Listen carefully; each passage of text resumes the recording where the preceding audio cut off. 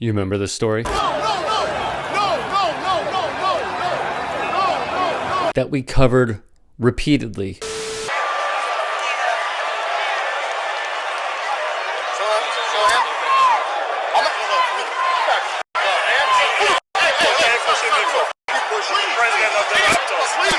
Well, guess what? In newly released video obtained by CBC Sports after the Toronto Raptors defeated the Golden State Warriors in Oakland back in 2019, Ujiri, the Raptors team president, attempted to make his way to the court to celebrate their first ever NBA championship. What transpired befuddled many. An out-of-line officer acting as the aggressor, then lying to everyone, claiming Ujiri instigated and did not have a credential. Strickland used his arm to stop Ujiri in an apparent effort to ensure he had security credentials as Ujiri tries to walk by. Strickland shoves the 50-year-old before the two appear to exchange words. Strickland then shoves Ujiri again, at which point Ujiri retaliates by pushing Strickland back. Important to note here, the officer, Alan Strickland, the aggressive officer, may I add, was once charged with felony insurance fraud and making false statements. What a surprise. Not the first time this man would be fraudulent, certainly won't be the last. Let's also note this picture for just a moment.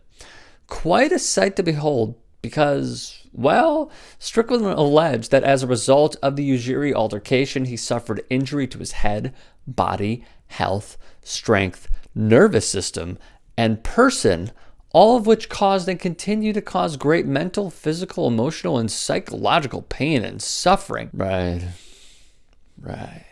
So the video isn't going to help Alan Strickland's lawsuit against Masai Ujiri, who he says wouldn't show credentials and attacked him and hit him in the face and chest with both fists. Strickland says he suffered loss of enjoyment of life. His wife, also suing Ujiri for loss of consortium, wrote SI legal analyst Michael McCann, which is accurate.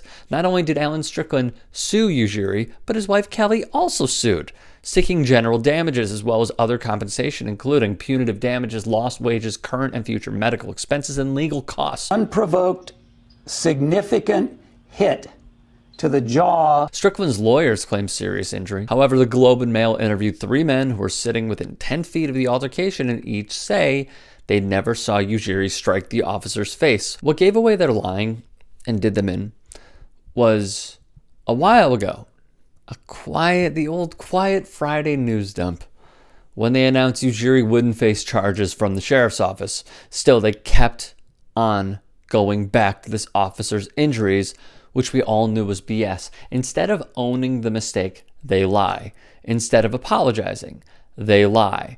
Because officers have been enabled from the time their entire industry was created. Lie, cheat, do whatever is necessary even if you are the aggressor and the person you accost is innocent. Officers lie all the time. They lie about milkshakes, like the NYPD, whose union just endorsed a white supremacist, so game recognized game there. They blame local protesters. We didn't have people mourning the death of this man, George Floyd. We had people capitalizing. His death is on their hands, as much as it is those officers. Like LAPD Chief Michael Moore did for the death of George Floyd. The conduct and aftermath of what happened to Masai Ujiri is not an isolated incident. It is policing 101.